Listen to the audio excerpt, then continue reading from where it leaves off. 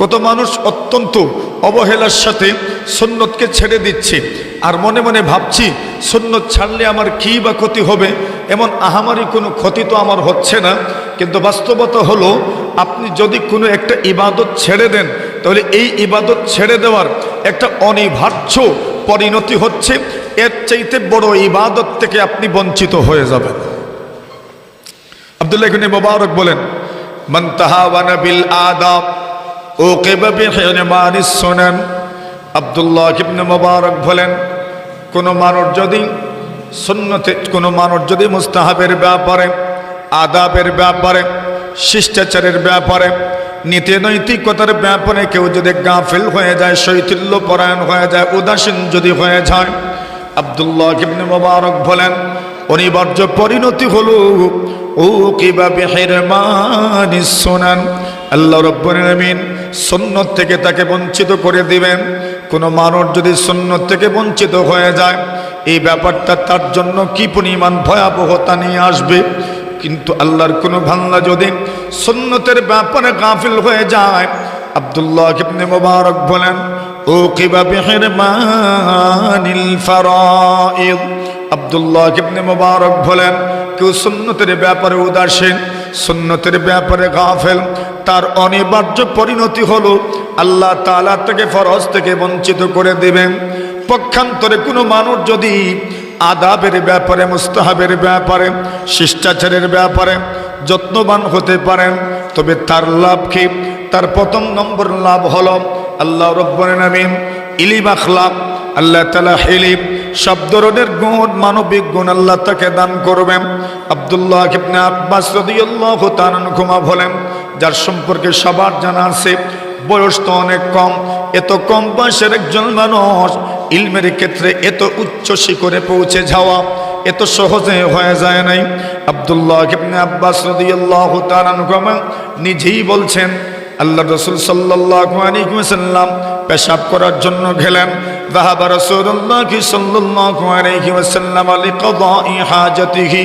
আব্দুল্লাহ ইবনে আব্বাস বলেন, নবীজি কাদায়ে হাজতের জন্য গেলেন, পেশাব করার জন্য গেলেন। আরবে তো পানি স্বল্পতা আছে, পানি তো এমনিতেই কম, প্রযুক্তি যেই সময় ছিল না, ওই সময় পানির স্বল্পতা কি পরিমাণ প্রকট ছিল। প্রযুক্তি থাকার পরেও পানির স্বল্পতা, ওইটা খাড়ায় ওঠা যাচ্ছে না। ওই সময় পানি এই পরিমাণ অল্প ছিল। আব্দুল্লাহ ইবনে আব্বাস বলেন, ফাতাবিতুহু আনা ওয়া গুলামুম মা'ানা ইদাওয়াতুম মিম্মা। আব্দুল্লাহ ইবনে আব্বাস বলেন, আমি আর আমার একজন ভাই, আমার একজন সাথী, একজন যুবক, আমরা দুজন নবীজি সাল্লাল্লাহু আলাইহি ওয়াসাল্লাম পেশাবের পরে দিলাতো ব্যবহার করবেন, পানীয় ব্যবহার করার জন্য আমরা দুজন এক বদনা পানি নিয়ে পয়গম্বরের পিছনে পিছনে গেলাম। কোরআনে মাজিদের মধ্যে আল্লাহ পরওয়ারদিগারে আলম এমন কিছু মানুষের প্রশংসা করছেন এবং তাদেরকে আল্লাহ পছন্দ করেন, ভালোবাসেন মর্মে আল্লাহ ঘোষণা করছেন, ইন্নাল্লাহা ইউহিব্বুল মুতাতাহহিরিন।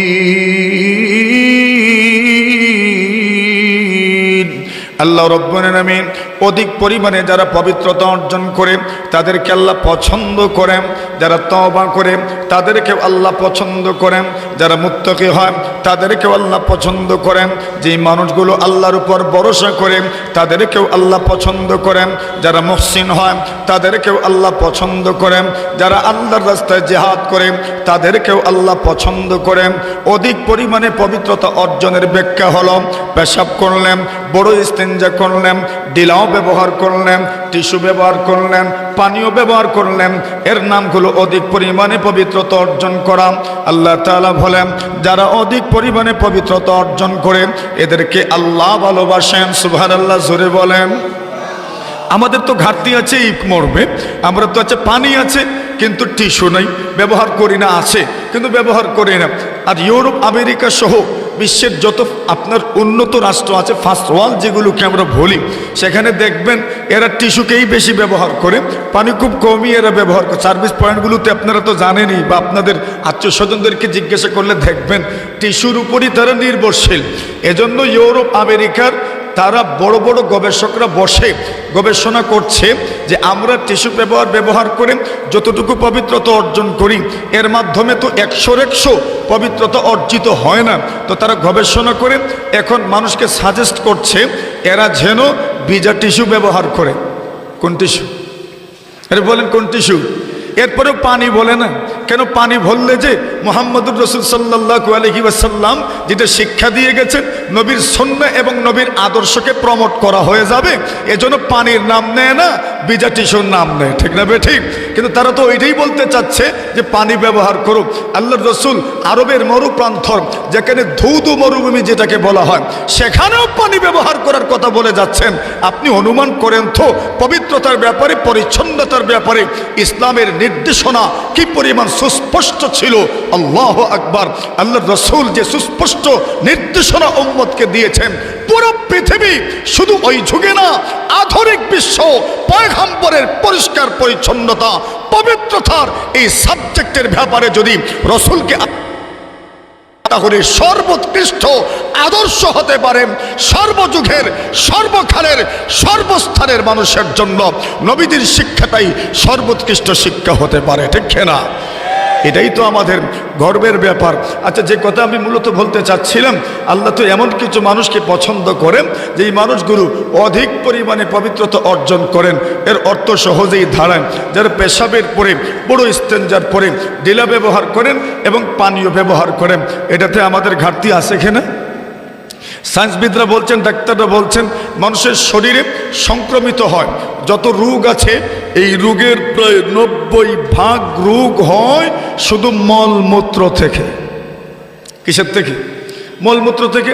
এখন আপনি সোজা মলমূত্র যদি স্পর্শ করেন তাহলে এই হাতের মাধ্যমে এবং হাত দিয়ে আপনার পুরো শরীরে বিভিন্ন রোগ অবশ্যই ঢুকবে। এটা ডাক্তারদের কথা। এজন্য রাসূলের শিক্ষা এখানে কি? রাসূলের শিক্ষা হলো প্রথমে ডিলা ব্যবহার করা। তো যদি করেন তাহলে এরপরে আপনি সরাসরি মলমূত্র স্পর্শ করলেন না, আপনার শরীরে রোগ সংক্রমিত হবে না। আচ্ছা, এখন রাসূল আকরাম সাল্লাল্লাহু আলাইহি ওয়াসাল্লাম, ডিলা তো আছে, পাথরের অভাব নাই, মাটির অভাব নাই, ডিলা তো আছে, কিন্তু পানি তো নাই। আল্লাহর রাসূলের সাহাবী আব্দুল্লাহ ইবনে আব্বাস বলেন, ফাতাবিউতুহু আনা ওয়া গুলামুম মা'ানা ইদাবাতুম মিন মা। আমরা একটা ছোট্ট ভদনায় কিছু পানি নিয়ে নবীজির পিছে গেলাম। হাত্তা কুনতু ইনদা আকিবাইহি, আল্লাহর রাসূল সাল্লাল্লাহু আলাইহি ওয়াসাল্লামের পায়ের একদম গোড়ালির নিকটে থাকলাম। আচ্ছা, এই হাদিস থেকেই তো বোঝা যাচ্ছে যে একজন মানুষের পাশে আপনি ইস্তেঞ্জা করতে পারেন। এর দ্বারা বোঝা যায় ঘরের ভিতরেও বাথরুম বানানো যায়। মাথুন না আপনারা কোথাও বোঝাইতে পারি নাই মনে হয় আমি। আচ্ছা, ঘরের ভিতরে যে আপনি বাথরুম বানাইলেন, ওইটার দলিল দিবেন কি, প্রমাণ দিবেন কি? আগের যুগে যে মানুষ বাথরুম বানাইতেন ওইটা তো ঘরের বাহিরে থাকতো। কোন জায়গায়? ডাক্তারের কাছে গেলে ডাক্তার জিজ্ঞাসা করতো বার ঘর ঠিক মতো হয় কিনা। পেশাব পায়খানা বলতো না, কি বলে? বার ঘর ঠিক মতো হয় কিনা। এর মানে কি? ওটা তো বাহিরেই থাকতো। কিন্তু এখন ঘরে ওইটা কিভাবে আসলো? আল্লাহ রসুলের আমল হতো। আল্লাহ রসুল যখন পেশাব পায়খানায় যেতেন, আবাদা ফিল মাজহাব, দূরে যেতেন, তাহলে এখানে আব্দুল্লাহ ইবনে আব্বাসের হাদিস দ্বারা প্রমাণিত হয় হাত্তা কুনতু ইনদা আকিবাইহি, একদম নিকটে ছিলাম। আর আব্দুল্লাহ ইবনে ওমরের হাদিস দ্বারাও প্রমাণিত হয়। আব্দুল্লাহ ইবনে ওমর বলেন, একদিন আমি আমার বোন হাফসা রাদিয়াল্লাহু তাআলার ঘরে প্রবেশ করলাম। আর সেখানে প্রবেশ করার পরে দেখলাম, আমি যখন ছাদে উঠলাম তখন দেখলাম নবী আকরাম সাল্লাল্লাহু আলাইহি ওয়াসাল্লাম সিরিয়ার দিকে মুখ করে কাজায়ে হাজত করছেন, পেশাব পায়খানা করছেন। এর দ্বারা বোঝা যায় ঘরের ভিতরেও কি বানানো যায়। মাথুন না আপনারা? ডাইরেক্ট পেশাব করা যায় না, বাথরুম বানানো যায় আর কি। ঘরের ভিতরে পেশাব করা যায় এটা এইভাবে না বলে বাথরুম বানানো যায় আর বাথরুমে পেশাব করা যায়। এর প্রমাণ আছে না নাই? এর প্রমাণ আছে। যে কথা বলছিলাম, নবী আকরাম সাল্লাল্লাহু আলাইহি ওয়াসাল্লামের সাহাবী আব্দুল্লাহ ইবনে আব্বাস বলেন, আমরা নবীজির একদম নিকটে ছিলাম। অতঃপর নবীজির পাশেই আমি পানির বদনা রেখে আসলাম। নবীজি তো দেখেন নাই, নবীজি জানেনও নাই কেই বা পানি রাখলো। আল্লাহ রসুল পানি ব্যবহার করার পরে ফিরে আসলেন। আসার পরে জিজ্ঞাসা করলেন, মান ওয়াদা আলমা, পানি কে রেখেছে? তো ওনারা ইশারা ইঙ্গিতে বলে দিলেন, আমি পানি রেখেছি। বয়স তো আমার খুব কম, 10 বছর বা 11 বছরের মতো হবে।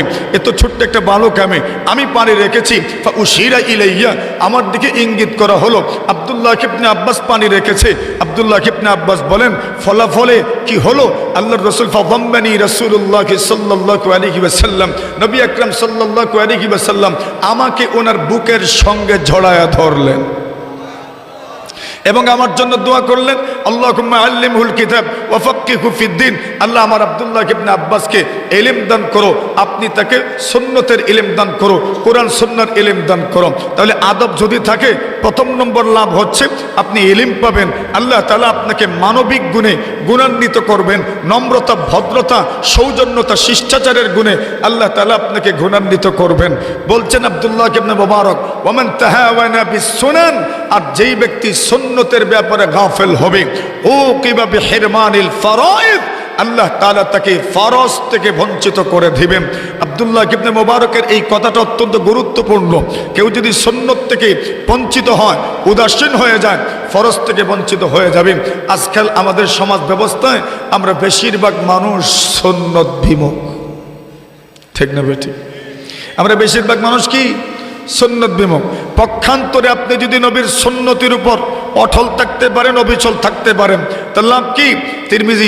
ইমাম তিরমিজি বর্ণনা করেন, আল্লাহ রাসূল বলছেন, মান আহইয়া সুন্নতি ফাকাদ আহইয়ানি ওয়া মান আহইয়ানি কানা মাই ফিল জান্নাহ। কেউ যদি আমি নবীর সুন্নাহকে জিন্দা করে, সে যেন আমি রাসূলকে জিন্দা করলো। সুবহানাল্লাহ বলে হাদিস তো, মান আহাব্বা সুন্নতি ফাকাদ আহাব্বানি, কেউ আমার সুন্নতকে মহব্বত করলো, আমাকেই যেন মহব্বত করলো। বলছেন মান আহইয়া সুন্নতি ফাকাদ আহইয়ানি, কেউ আমার সুন্নাহকে জিন্দা করলো, সে যেন আমাকেই জিন্দা করলো। কত মানুষ এই দুনিয়াতে মরে ও অমর, কিভাবে? তার কাজে, তার কর্মে মরে ও অমর। আপনি যদি নবীর সুন্নাহকে জিন্দা করতে পারেন, নবীজি মৃত্যুবরণ করেও যেন অমর, আপনি নবীর সুন্নাহ জিন্দা করবেন, আপনার মাধ্যমে নবীজি যেন জিন্দা থাকলেন। সুবহানাল্লাহ। তো এই মাদ্রাসার নাম হইতো কি? বলেন বলেন, কি মাদ্রাসা? দারুস সুন্নাহ। এই মাদ্রাসার মাধ্যমে তো নবীর সুন্নাহ জিন্দা হচ্ছে। আল্লাহ রাসূল বলছেন, ওয়ামান আহইয়া সুন্নতি, মান আহইয়া সুন্নতি ফাকাদ আহইয়ানি ওয়া মান আহইয়ানি কানা মাই ফিল জান্নাহ। আল্লাহ রাসূল বলছেন, কেউ যদি আমার সুন্নাহকে জিন্দা করে, আমাকেই যেন জিন্দা করলো, আর যে ব্যক্তি আমাকে জিন্দা করবে, কানা মাই ফিল জান্নাহ, নবী বলছেন সে আমার সাথে আল্লাহর জান্নাতের মেহমান হবে। ইসমাইল হাক্কি রাহিমাহুল্লাহু তাআলা আরেক কথা বলছেন, উনি হাদিস বলে উল্লেখ করেছেন, যদিও হাদিসের মুতাদাওয়াল কোনো কিতাবের মধ্যে এই হাদিস পাওয়া যায় না, কিন্তু উনি বলছেন ওয়াকাদ ওয়ারাদা ফিল হাদিস। ইসমাইল হাক্কি রাহিমাহুল্লাহু তাআলা লিখেন, মান হাফিজা সুন্নতি, কেউ যদি আমার সুন্নাহকে জিন্দা করে, আকরামাহুল্লাহু বিআরবা'i খিসাল, আল্লাহ তাআলা তাকে 4টা সম্মানে ভূষিত করবেন। এক নম্বর সম্মান হলো আল মাহাব্বাতু ফি কুলুবিল বারারা। সুন্নত যদি কেউ জিন্দা করেন, সুন্নতের যদি কেউ হেফাজত করেন, সুন্নাহের উপর যদি কেউ আমল করেন, প্রথম নম্বর লাভ হচ্ছে নেককার মানুষের অন্তরে এই লোকটার মহব্বত আল্লাহ ঢুকায়া দেন। কথা বাস্তব না অবাস্তব বলেন? যারা দুনিয়াতে সুন্নাহকে মহব্বত করে, এই মানুষগুলোকে যে কেউ, নেককার তো মহব্বত করেই, বদকাররাও কি করে? মহব্বত করে। 2 নম্বর বলছেন ওয়াল হাইবাতু ফি কুলুবিল ফাজারা, কেউ যদি সুন্নতের উপর আমল করেন, কেউ যদি সুন্নতের হেফাজত করেন, কেউ যদি সুন্নতকে জিন্দা করেন, আল্লাহর বান্দা বলেন, হাদিসের মধ্যে এসেছে আল হাইবাতু ফি কুলুবিল ফাজারা, যারা বদকার, যারা নেককার নয়, যারা বদকার, যারা বদ্দিন, ওদের অন্তরে আল্লাহ তাআলা সুন্নতের উপর আমল করনে বলা মানুষের ভয় ঢুকায়া দেন। সুবহানাল্লাহ। ওই হাদিস তো আপনারা জানেন, ঘটনা আপনারা জানেন, আপনাদের সবার মুখে মুখে এই ঘটনা আছে। ওই যে যুদ্ধে আল্লাহ রাসূল সাল্লাল্লাহু আলাইহি ওয়াসাল্লামের সাহাবায়ে কেরাম যুদ্ধে বেঈমানদের বিরুদ্ধে অবস্থান করছেন, হঠাৎ করে সুন্নত আদায় করার সময় আসলো, নামাজ পড়ার সময় আসলো, মিসওয়াক করা শুরু করলেন। দুশমনরা যখন দেখলো আরে মুমিনরা আমাদের সাথে যুদ্ধ করবে, তরবারি না ধার দিব? কি ধার দিব? তরবারি না ধার দিবে? এরা দেখি দাঁত ধারায়। কি ধারায়?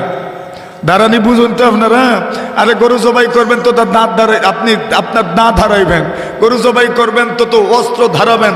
কিন্তু এরা বলে আরে এরা যুদ্ধ করবে তো অস্ত্র না শান দিবে, অস্ত্র না শানিত করবে, অস্ত্র না ধার দিবে। এরা দেখছি দাঁত ধার দিচ্ছে। এরা কি আমাদেরকে মারবো না খাইবো আজকে? এরা ভাবে এরা কি আমাদেরকে মারবে নাকি আমাদেরকে খাইবো? এরা এরা ভোলে এদের তো মত ভালো না, মন ভালো না, এদের তো মতি গতি ভালো না, দেখছি এরা দাঁত দিচ্ছে। মনে হয় আজকে আমাদের উপর আক্রমণ করার পরিবর্তে আমাদেরকে ঘাইব মনে হয়, চাবাইব মনে হয়। মাত্র এক সুন্নতির উপর আমল করছেন, মিসওয়াক নামক সুন্নত। দুশ্মনরা ময়দান ছেড়ে পলায়ন করেছে। আল্লাহর বান্দা বলেন আল গায়বাতু ফি কুনুবিল ফাজর। আপনি যদি সুন্নত মানেন, সুন্নতের উপর যদি আমল করেন, সুন্নতের হেফাজত করেন, আল্লাহ তাআলা ওই ব্যক্তির ভয় বেঈমানদের অন্তরে ঢুকায়া দেন। 3 নম্বর হলো আসসিকাতু ফিদ্দীন। আল্লাহর বান্দা বলেন কেউ যদি সুন্নতের উপর আমল করে দ্বীনের লাইনে আল্লাহ তাআলা তাকে অবিচলতা দান করেন। 4 নম্বর আসসাআতু ফির রিজক। কেউ যদি সুন্নতের উপর আমল করেন আল্লাহ তাআলা তার রিজকের মধ্যে প্রশস্ততা দান করেন। সুবহানাল্লাহ। আমরা সুন্নত ছেড়ে বেশি রিজক তালাশ করছি, আর আল্লাহর নবীর এই হাদিস থেকে পাওয়া যায় কেউ যদি সুন্নত মানে আল্লাহ তাআলা তার রিজকের মধ্যে প্রশস্ততা দান করবেন। বলেন কথা সত্য না মিথ্যা? কেউ যদি ইউনুস জৈনপুরি রাহিমাহুল্লাহ তাআলা বলেন, শেখুল হাদিস ইউনুস জৈনপুরি রাহিমাহুল্লাহ তাআলা বলেন, কোন মানুষ যদি আল্লাহকে খুশি করতে চায় নবীকে খুশি করুক, আর নবীকে খুশি করতে হলে নবীর সুন্নতের উপর আমল করুক। নবীর সুন্নতের উপর আমল করবেন, নবী খুশি হয়ে যাবেন। আর নবী খুশি হয়ে গেলে এই ভায়া ধরেই আল্লাহ তাআলাকে খুশি করা যাবে। সুবহানাল্লাহ। মোহতরম হাজরিনে কেরাম, কথা আর আমি দীর্ঘায়িত করব না, সময় তো অনেক বয়ান আপনারা শুনেছেন বড়দের কাছ থেকে, উলামায়ে কেরামদের জবান থেকে। সময় আমি আর নিতে চাচ্ছি না, শেষ সময়ে এসে গেছি আমরা। আমি আমার কথা এইখানেই সংক্ষিপ্ত করছি। আব্দুল্লাহ ইবনে মুবারকের সর্বশেষ কথাটা বলছি। আব্দুল্লাহ ইবনে মুবারক বলেন, ওমান তাহাওয়ানা বিল ফারাইদ। কেউ যদি ফরজের ব্যাপারে উদাসীন হয়, গাফেল হয়, ও কিবা বিহিরমানি মারিফাতিল্লাহ, আল্লাহর মারিফত, আল্লাহর পরিচয় তার অন্তর থেকে আল্লাহ উঠায় নেন। আপনি খেয়াল নিয়ে দেখেন, যারা ফরজের উপর আমল করে না, যদি কোনো মানুষ ফরজের উপর আমল করে না, আপনি জায়গায় দেখিয়েন এরা আল্লাহর সম্পর্কে ধারণাই নাই। মতন আপনারা আল্লাহকে চিনেই না মনে হয়, তবেই তো ফরজ থেকে বঞ্চিত হচ্ছে। তো এক একটা নেকি ছেড়ে দেওয়ার এক একটা কুপ্রভাব মানুষের জীবনে আছে। কুপ্রভাব আর শাস্তি তো শুধু শুধু আযাবের নামে আসে না, দিন থেকে দূরে চলে যাওয়া এটাও তো অনেকের জন্য শাস্তি।